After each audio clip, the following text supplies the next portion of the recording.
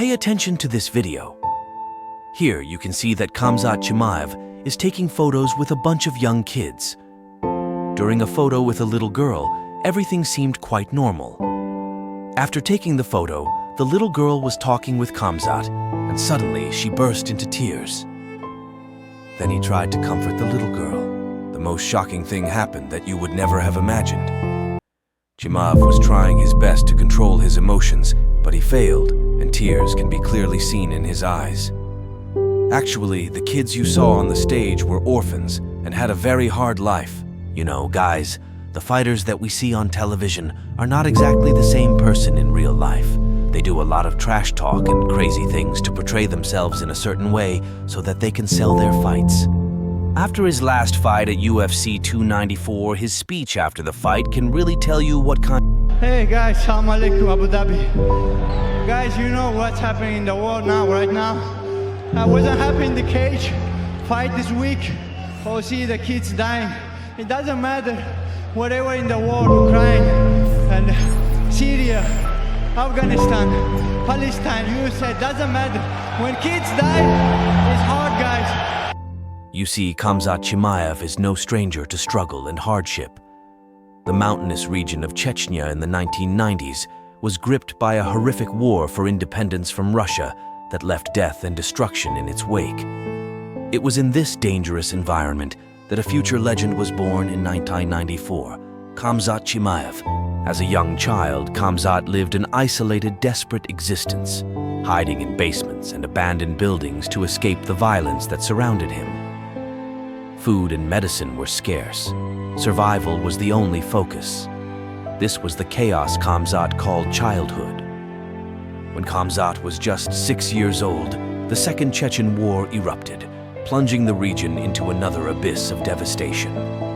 For 3 more years, his family agonized through bitter combat, enduring untold suffering. Khamzat still has painful shrapnel scars that serve as a permanent reminder. Finally, in the year 2000, Khamzat, his parents and siblings escaped, embarking on an arduous migration that spanned thousands of miles and several countries before reaching sanctuary in Sweden. They had survived, but the road ahead to a stable life remained long. Arriving unable to speak Swedish, Khamzat struggled tremendously to integrate into his new nation. In these early teen years, Khamzat grappled frequently with severe depression, admitting he considered suicide on multiple desperate occasions. He was spiraling with no end in sight. It was ultimately martial arts and competitive wrestling that provided Khamzat his lifeline. At 15 years old, he began training at a local gym, not yet realizing how profoundly it would change his destiny. At this age, according to Khamzat, he was the type of kid who was outrageous as well as out of control. But the person he always admired and was kind of scared was his elder brother. His brother introduced him to wrestling to make him engage to his journey to become an athlete. That one was my big brother. Maybe I was in some jail somewhere. Why do you say that? Because I'm sometimes a crazy guy and I need somebody's stuff. Just 3 years into his training, Khamzat began competing in wrestling tournaments across Sweden, overpowering almost every opponent with raw athleticism. By his early 20s, he was ranked the second best Greco-Roman wrestler all over Sweden. But wrestling wasn't enough for him, as he was striving to come into the world of MMA. At this stage, the once fragile refugee kid was a physical specimen, 200 pounds of steel and grit. When Khamzat stepped into the cage for his first professional MMA bout in 2018,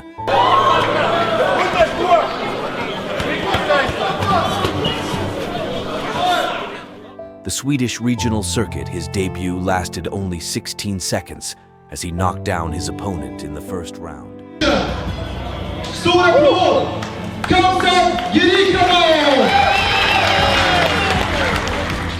Word of this phenomenon crushing everyone in his wake permeated the UFC camps.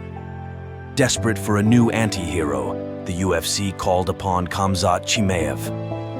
In the summer of 2020, amidst a global pandemic, Khamzat made his octagon debut on Fight Island in Abu Dhabi. He stands 6 feet 2 inches tall, weighing in at 186 pounds. Fighting out of Stockholm, Sweden, Khamzat Chimaev. His opponent, John Phillips, barely had a chance to breathe before being submitted in just 67 seconds. Choke, Khamzat Chimaev. The UFC now recognized Khamzat as more than a prospect, a phenom forged from distant war-ravaged lands, poised to conquer the MMA universe. 2 more first-round UFC victories followed.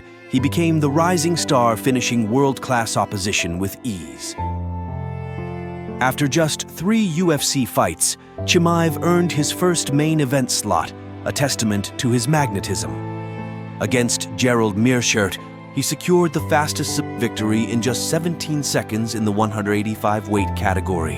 Referee Mark Smith has called a stop to this contest at 17 seconds of the very first round, declaring the winner by knockout, Khamzat Chimaev.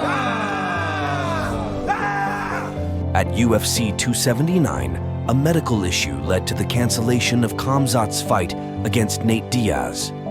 He fought Kevin Holland instead, dominating him. Fight clock is brought to by Timex, a brutal time for UFC. Timex watches the finger licking and keep on ticking since 1854. Hey, that was a fast takedown. Disposes of Kevin Holland. At UFC 294, Khamzat faced former champion Kamaru Usman, securing a dominant decision win, maintaining his undefeated record of 13 wins with no losses.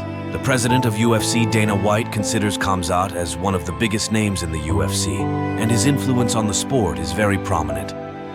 Yeah, I don't know if anybody to say that somebody expected that. There's no fucking way people expected. Well, I didn't expect my first round. If you watched the video this far, please consider giving this video a like and also click the subscribe button with bell notification. And you can also check my other videos.